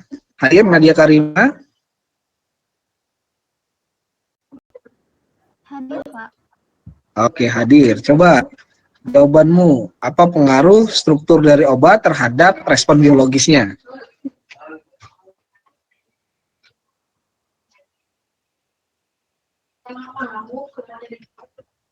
Ayo Nadia Karima. Coba Nadia Karima nyalakan kameranya. Lagi di mana, sedang berbuat apa?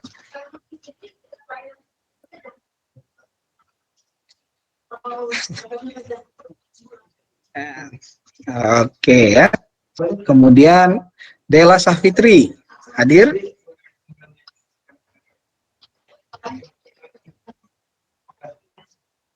Dela Safitri hadir? Hadir, Pak. Nah, yuk jawab pertanyaannya. Apa pengaruh struktur dari obat terhadap respon biologis yang dihasilkan?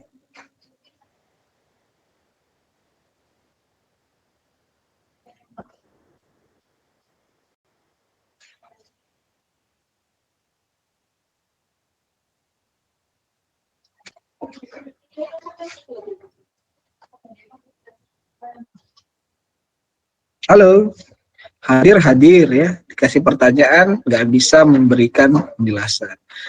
Oke, Melisa Saleh. Hadir, Pak. Ya, jawab. Apa pengaruh struktur dari suatu obat dengan respon biologis yang dihasilkan? Pengaruh dari struktur obat sama respon biologisnya itu bergantung dengan reseptornya. Jadi obat itu akan ditangkap oleh reseptor dan dialirkan ke metabolisme tubuh kita, Pak. Jadi kalau obat sudah sampai reseptor itu tidak masuk dalam siklus metabolisme lagi ya. Oke, baik, terima kasih, tidak apa-apa. Selanjutnya, Sinta. Hadir, Sinta? Ya, hadir Pak. Ya, coba dijawab. Apa pengaruh struktur dari obat terhadap respon biologis yang dihasilkan? Kalau menurut saya itu sangat berpengaruh ya Pak. Contohnya seperti yang Pak jelaskan tadi, kalau strukturnya MGOH itu kan obat untuk MAH. Kalau misalnya diminum saat kita pilek, itu tidak respon apa-apa Pak di dalam tubuh kita. Oke, baik ya. Terima kasih. Ya. Oke, berarti ini saya jelaskan ulang ya. Jadi kalian harus perhatikan bahwa obat itu ya punya struktur ya yang unik satu sama lain. Kenapa? Karena dia punya kerangka dan juga gugus fungsi yang berbeda satu sama lain. Nah, karena keunikan dari struktur dari setiap obat, maka dia akan berinteraksi dengan reseptor yang berbeda pula. Karena kita ketahui reseptor itu adalah suatu protein yang memiliki mekanisme kerja, ya, memiliki mekanisme kerja mirip dengan enzim. Jadi dia akan bekerja secara spesifik dan efisien. Sehingga obat dengan struktur yang unik hanya akan berinteraksi dengan reseptor tertentu pula. Ya itu tadi, maka contohnya kalau kita sakit MAH, ya minum obat MAH. Kalau kita minum obat flu, ya nggak sembuh. Tapi kalau kita minum obat MAH, maka akan terjadi respon biologis. Maka tubuh akan merespon dengan cara menurunkan produksi asam lambung. Begitu ya. Nah itu contohnya. Nah, bagaimana obat tersebut dapat berinteraksi dengan reseptor itu cisplatin walaupun tidak diinginkan tapi tetap ada obat yang menggunakan mekanisme tersebut. Kemudian setelah itu ikatan ionik ya, dipol-dipol, ion-dipol, hidrofobik, van der Waals, ikatan hidrogen. Nah itulah ya mekanisme pembentukan ikatan obat dengan reseptor. Nah, ikatan antara obat dan reseptor, semakin banyak interaksi yang mungkin terbentuk antara obat dengan reseptor, itu akan mempengaruhi kinerja dari obat tersebut.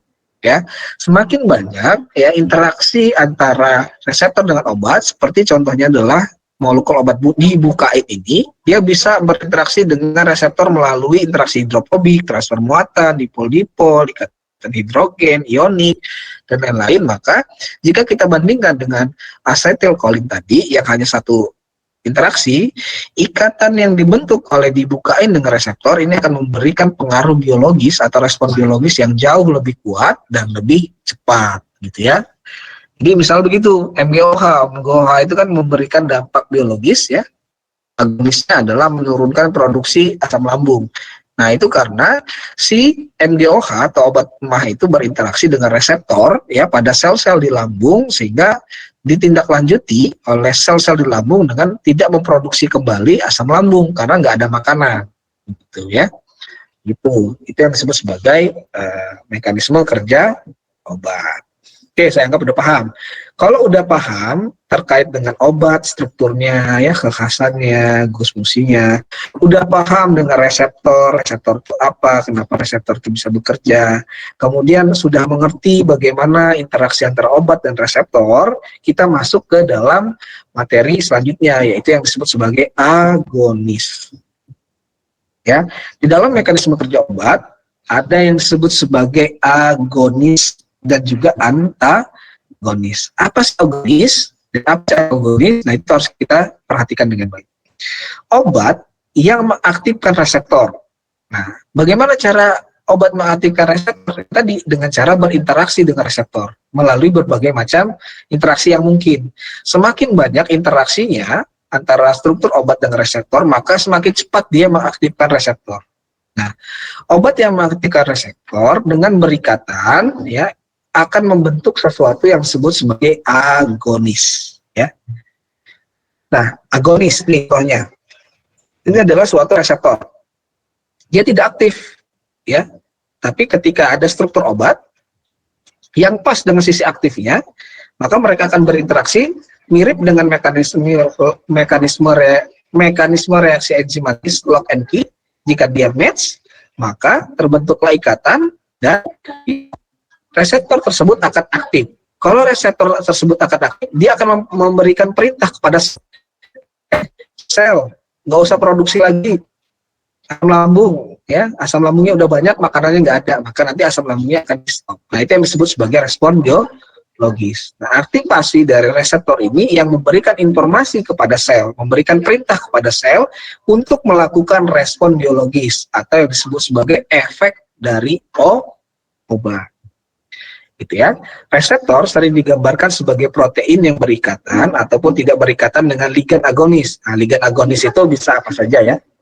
Nah, ketika reseptor berikatan dengan ligan agonis nih, ligan agonis itu maksudnya obat, struktur dari obat yang pas, ya, maka akan menghasilkan efek obat atau efek biologis. Nah, tapi kalau misalnya tadi kita sakit flu, reseptornya segitiga misalnya, obatnya bulat, ya nggak bisa masuk, nggak match, tidak bentuk, maka ya nggak akan memberikan efek obat, nggak akan memberikan efek biologis.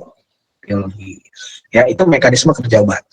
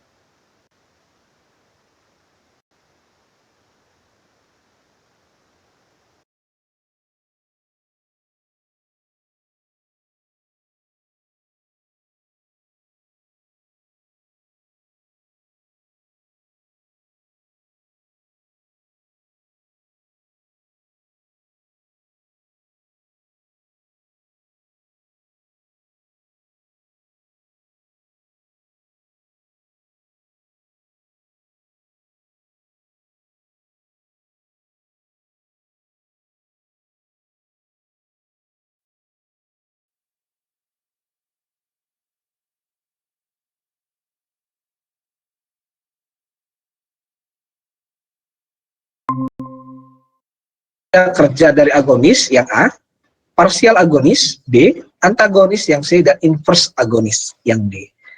Ya, bisa dilihat dari skema yang digambarkan. Ya, jadi perubahan keseimbangan antara bentuk aktif dan inaktif dari reseptor pada kasus di bawah ini, ya, dalam kondisi tidak ada agonis, reseptor berada pada bentuk aktif yang hanya 20% saja waktunya. Sedangkan 80% lainnya itu merupakan bentuk lain dari reseptor yang tidak aktif. Ini contohnya, ya. Ini adalah resep, berarti kemungkinan agonis karena dia tidak aktif. Kemudian, jika dia berikatan secara sempurna dengan obat kita, ya, maka disebut agonis 100%. Maka reseptor tersebut akan aktif 100%. Karena dia aktif 100%, maka dia akan memberikan respon biologis kepada sel, ya, memerintahkan sel untuk memberikan respon biologis sebanyak 100%. Ada yang disebut sebagai partial agonis, di mana ya reseptor itu hanya aktif sebesar 50%. Tentu saja ya respon biologis yang dihasilkan juga tidak banyak, 50%. Pertanyaannya, mengapa ada yang 100%, mengapa ada yang 50%? Ada yang bisa jawab? Ada yang ingin menyampaikan pendapat? Lihat skemanya yang A dan B, kenapa bisa ada yang 100% dan juga mengapa ada yang hanya cuma 50% agonisnya. Ayo. Sudah saya jelaskan di sub materi sebelumnya. Bukan minggu kemarin, yang minggu ini. Ayo. Kalau kalian bisa memahami materi saya, bisa jawab ini pasti. Ayo. Kenapa ada yang agonis 100%, kenapa ada yang agonis 50%? Ayo resep.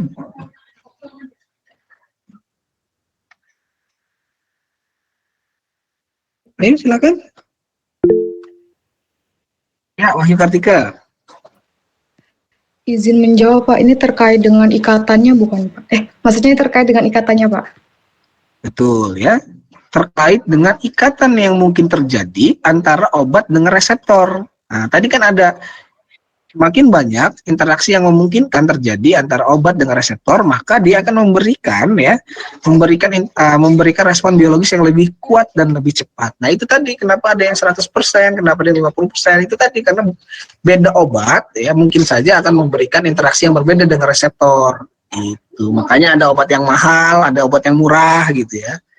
Itu juga berindikasi kepada harga dari obatnya karena desain dari obat tersebut strukturnya akan berbeda. Ya. Oke. Nah, yang C itu antagonis ya.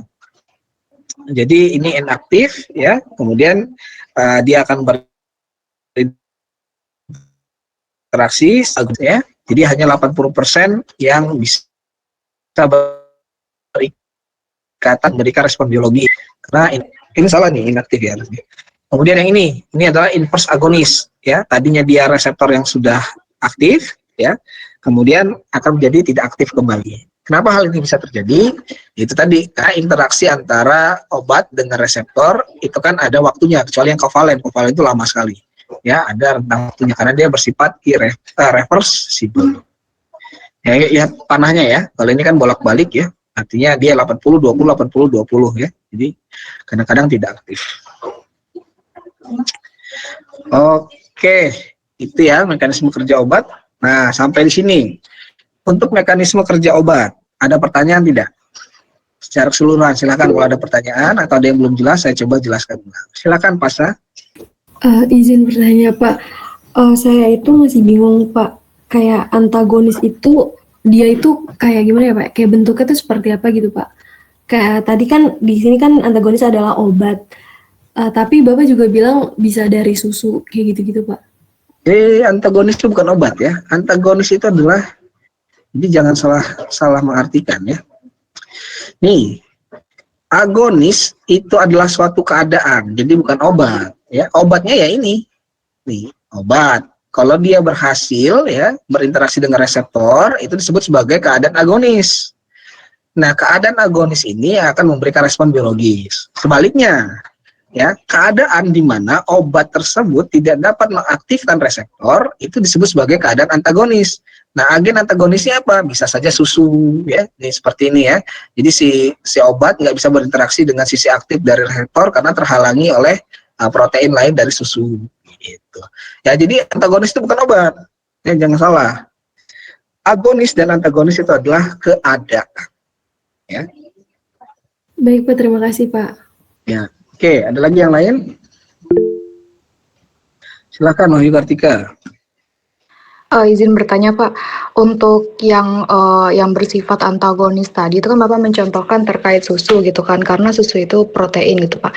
Nah, ada nggak sih Pak kasus di mana ketika kita sedang meminum obat terus kita makan sesuatu yang bersifat antagonis, misal semangka gitu, Pak. Ini kadang kan banyak yang mengatakan kalau habis minum obat nggak boleh makan semangka, nanti keracunan. Itu memang seperti itu atau dia tuh hanya berkaitan dengan dia itu nggak bisa mengaktifkan reseptornya, Pak?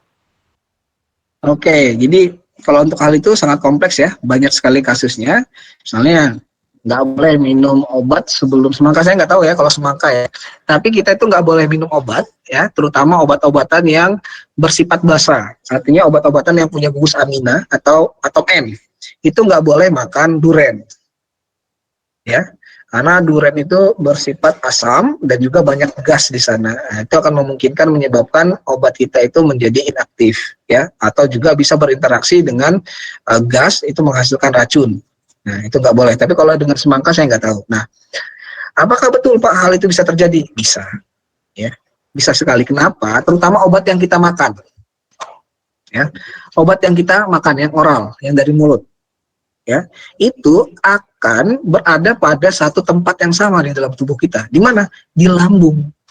Nah, di lambung itu tidak hanya ada obat, ya, ada air, ada makanan yang belum dicerna, ada asam lambung dan lain-lain. Nah, itu memungkinkan terjadinya keadaan antagonis.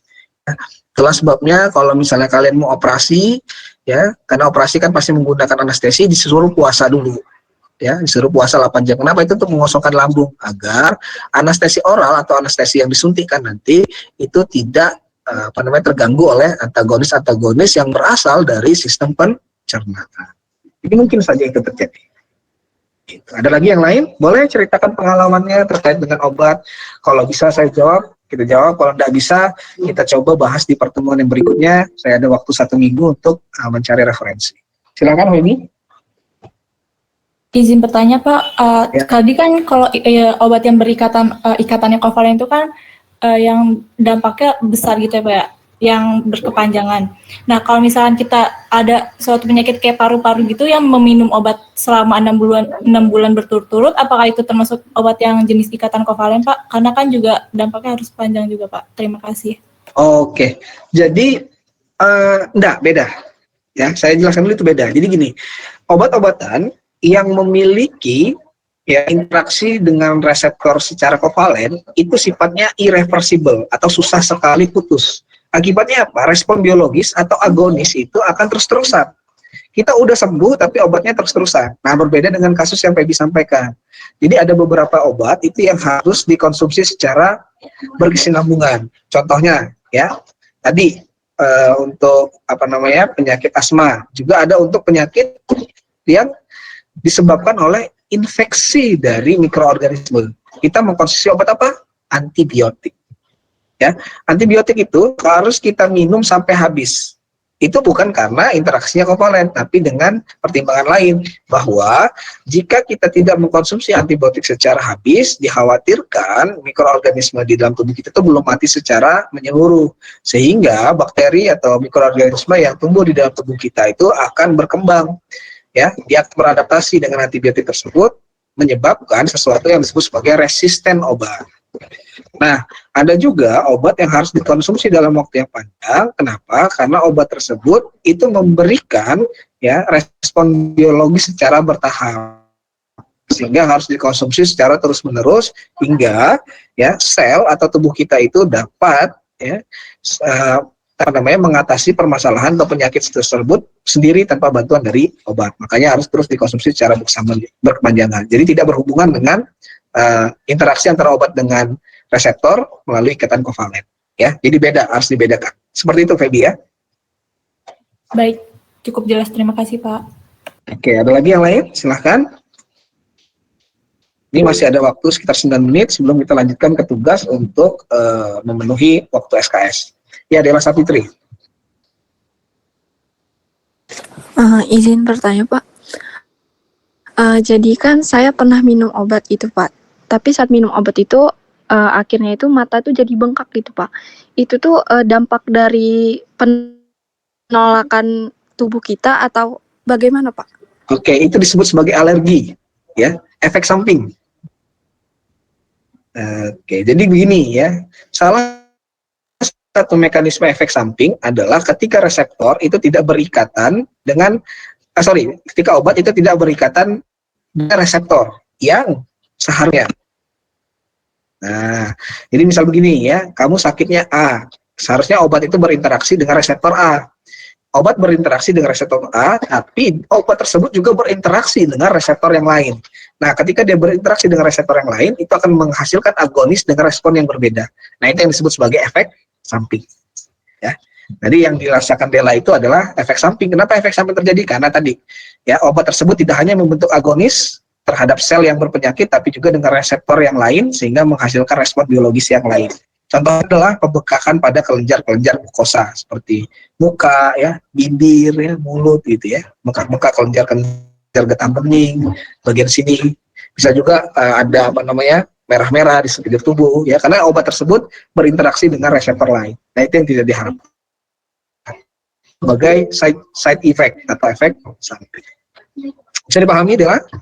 Bisa, Pak. Terima kasih. Oke. Ya, itu silakan selanjutnya Glory ya. Oke, Pak, kalau misalnya izin bertanya, Pak. Jadi kalau misalnya ada kita minum obat gitu, Pak, tapi obat itu jenisnya banyak gitu, Pak. Jadi kalau misalnya kayak gitu berarti efek samping ke tubuh kita juga berarti semakin buruk juga ya, Pak? Oh ya, jelas, terutama kepada ginjal. Jadi kalau kamu minum obat dalam jumlah yang banyak, misalnya ada 5 jenis obat kamu minum dalam waktu yang bersamaan, tentu saja itu akan berdampak ya. Di samping akan menimbulkan efek samping dan juga itu akan merusak ginjal. Ya. Makanya selalu dicari itu obat ya, one pill for everything, tapi nggak ada ya, satu obat untuk semuanya, jadi obat segala obat. Itu sebenarnya yang diharapkan, kan ada prinsip dan tujuan obat ya. Sebetulnya kalau kita bisa dapatkan ya one drug for everything, ya itu akan sangat menguntungkan sekali. Gitu. Ya, mangga Ibu Ayu, nuhun. Kelas besarnya jam 3 biasanya. Oke, siap, ini masih akan lanjut karena sampai jam 3:30. Oke, silakan kalau ada pertanyaan yang lain, boleh. Safira, masih ada waktu 6 menit ya untuk kita sharing sebelum masuk ke tugas. Ya, Safira silakan. Pak, izin bertanya, sebelumnya kalau misalnya suhu air yang kita minum itu yang berbarengan sama obat kayak air dingin atau air biasa itu sebenarnya mempengaruhi nggak sih Pak sama penyerapan obat dalam tubuh kita? Berpengaruh, sangat berpengaruh. Nanti kita akan bahas di ADME ya, tapi saya sampaikan itu sangat berpengaruh. Kenapa? Karena ada obat yang kita butuh dicerna itu lambat. Ada obat yang dicerna itu secara lambat. Ada juga obat yang butuh segera untuk kita dapat cerna. Nah, obat yang lambat untuk kita cerna itu biasa disarankan menggunakan air biasa atau ya air tidak dingin ya. Tidak dingin atau air biasa atau dingin, tidak masalah. Ada obat yang perlu kita segerakan untuk dapat dikonsumsi, contohnya obat mah. Obat mah itu disarankan untuk digigit ya, dan juga menggunakan air hangat atau air panas. Ya, air hangat ya, kalau air panas susah minumnya. Air hangat. Agar apa? Agar bisa langsung ya dia mencapai ke lambung, bisa langsung dicerna oleh sel-sel di lambung. Gitu. Jadi berpengaruh. Sama kalian juga nggak boleh minum obat sama minum obat menggunakan susu atau minum obat menggunakan Coca-Cola atau minuman bersoda lain. Itu juga ada pengaruhnya. Ya. Gitu. Bisa dipahami, Glory? Tadi teman saya yang lain Pak yang bertanya. Siapa tadi? Bisa dipahami nggak? Saya tanya lagi Pak. Jadi kan kalau kemarin kan kita pas lagi COVID itu kalau ada yang positif COVID kan kita minum obat jenisnya tuh banyak ya Pak. Jadi kalau misalnya kita konsumsi obat itu juga berarti berpengaruh dong sama body stocking itu Pak. Apa saya nggak nyambung. Ketika COVID kita gimana? Ketika kita positif COVID kan pasti kita disuruhnya minum obat yang jenisnya banyak ya Pak. Waktu itu kan saya pernah positif COVID. Nah jadi itu minum jenis obat yang banyak Pak. Jadi kalau kayak misalnya kayak gitu berarti akan berpengaruh ke body stocking ya Pak ya? Mau badai sitokin? Iya Pak. Apa? Oh, jadi yang nyuruh kamu untuk minum obat banyak ketika COVID itu siapa? Bukan banyak Pak, tapi kayak jenisnya banyak aja Pak. Jadi kayak ada anti bakterinya atau apanya gitu Pak. Jadi gini ya, ketika kita COVID kan udah jelas penyebab dari COVID itu apa? Virus ya. Harusnya obat yang paling tepat kita konsumsi adalah antivirus. Nah, kenapa kita dikasih vitamin C? Kenapa kita dikasih obat-obat lain? Itu sebagai respon sesaat kita aja. Wah, saya kena COVID, badan saya meriang, dikasih obat meriangnya nggak ada urusannya gitu. Karena yang menyebabkan meriang itu bukan sel yang sedang melakukan perlawanan terhadap penyakit, tapi karena ada serangan dari virus. Seharusnya ketika kita COVID ya minum obat antivirus, itu yang paling benar. Tapi kenapa kita dikasih berbagai macam obat, yaitu untuk meringankan gejala dari COVID. Ya, kan beda-beda tuh gejalanya. Kalau saya dulu, saya belum pernah ya kena COVID ya. Saya alhamdulillah tidak pernah kena COVID, tapi ada beberapa keluarga yang kena, rekan kerabat yang kena. Itu kalau mereka ada yang meriang ya, demam, dikasih obat demam. Itu sebetulnya hanya untuk meringankan saja. Ya, untuk meringankan saja. So, ada yang batuk-batuk dikasih obat batuk ya. Seandainya dikasih vitamin C ya. Nah, itu sebetulnya vitamin C itu untuk meningkatkan daya tahan tubuh sebenarnya. Kemudian ada yang dikasih obat pusing karena dia pusing, ya itu sebenarnya untuk meringankan gejala COVID. Tapi harusnya ketika kita kena COVID, ya apa yang harus kita lakukan adalah mengkonsumsi obat COVID, karena pada waktu itu ya kita kan keadaannya darurat ya, kita nggak tahu obatnya gimana, jadi kita mengkonsumsi obat-obatan yang sesuai dengan kebutuhan. Nah, badai sitokin itu terjadi karena ya akumulasi dari gejala-gejala yang kita rasakan di dalam tubuh. Badai sitokin satu orang dengan orang yang lain itu akan berbeda-beda, karena itu berkaitan dengan sitokinase dari tubuh kita. Ya, setiap orang akan berbeda gejalanya. Nah, mengapa kita dikasih obat yang banyak jenisnya? Itu karena berkaitan dengan gejala yang timbul akibat COVID tersebut. Gitu ya. Jadi berpengaruh nggak? Ya berpengaruh. gitu ya. Tapi sebetulnya kita harus mengkonsumsi obat anti COVID ya, antivirus, bukan obat-obatan itu. Karena obat-obat itu hanya meredakan ya dampak yang ditimbulkan dari serangan virus ya, tapi tidak betul-betul menyembuhkan seperti efek agonis yang seharusnya diharapkan. Seharusnya efek agonis yang diharapkan itu adalah keadaan agonis yang diharapkan itu adalah ketika anti COVID atau obat COVID itu ya menyerang si virus sehingga virusnya mati. Nah, serangan dari obat tersebut terhadap virus tersebut menyebabkan respon biologis tubuh kita. Itu yang harusnya diharapkan. Tapi karena keadaannya darurat pada waktu itu, ya iya. Jadi kita diberikan berbagai macam jenis obat untuk mengurangi ya dampak dari virus tersebut. Gitu. Bisa dipahami kira-kira Glory? Berapa kali kena COVID? Waktu itu sih sekali doang, Pak. Oh, sekali ya. Yang mana? Varian apa? Yang generasi awal Wuhan, Delta, yang mana? Delta, Pak. Oh, yang Delta ya. Oh, Delta itu yang paling sakit ya. Yang Iya, paling, Pak. Sakit yang tenggorokannya. paling yang paling parah dampaknya. Iya, Pak. Makasih, Pak. Oke, ada lagi yang lain? Masih ada waktu 1 menit. Kalau tidak ada, kita akan masuk ke tugas. Oke, cukup mungkin pertanyaan dan ini ya. Kita masuk ke tugas ya. Nah, tugasnya kalian kan kemarin sudah cari tuh paper ya yang saya minta. Nah, sekarang kalian buat ya review abstraknya saja. Ya. Kenapa saya minta ini? Karena pasti di antara kalian itu mungkin saja mendapatkan paper yang sama, tapi tentu saja review abstraknya akan berbeda-beda. Kalau sama persis ya berarti mencontek.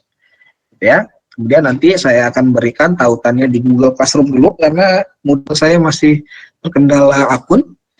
Jadi ini waktunya 1 minggu, dikumpulkan minggu depan. Nah, nanti kita akan bahas ya terkait dengan tugas ini seperti biasa. Oke, ada pertanyaan terkait dengan tugasnya? Oke, sampaikan ke temannya yang tidak masuk ya. Itu tetap mengumpulkan tugas dan nanti WA saya untuk dapat kuis susulan. Soalnya beda pasti.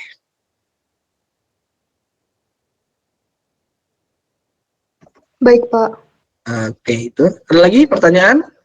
Ya, terkait tugas ya. Karena ini harus kalian kerjakan sekarang ya, tapi harus dikumpulkan paling lambat minggu depan.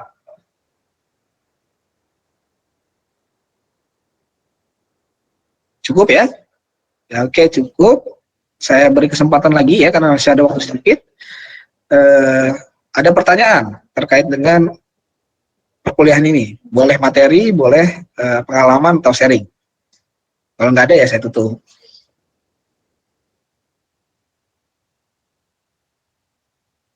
Oke, kalau nggak ada ya, mungkin sampai di sini saja pertemuan kita untuk mata kuliah kimia medisinal hari ini ya.